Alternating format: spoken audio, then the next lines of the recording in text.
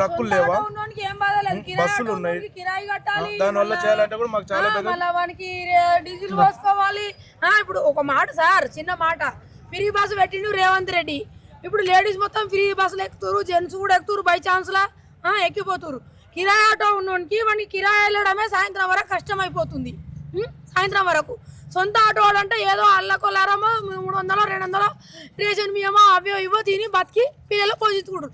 లాస్ట్కు ఒక్కొక్క auto driver private స్కూల్కి వెళ్ళి గవర్నమెంట్ స్కూల్లో కూడా చేర్పిస్తారు పిల్లలకు. అంత స్థితికి వచ్చేసింది ఈ ప్రభుత్వము, ఈ రాజకీయము.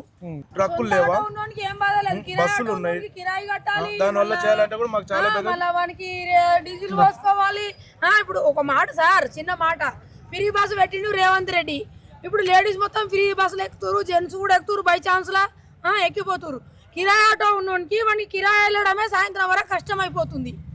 సాయంత్రం వరకు సొంత ఆటో అంటే ఏదో అల్లకొల్లారమో 300 200 రేషన్ బియ్యమో అవో ఇవో తిని బతికి పిల్లలు పోషించుకుంటారు.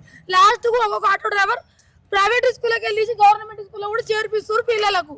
అంత స్థితికి వచ్చేసింది ఈ ప్రభుత్వము, ఈ రాజకీయము.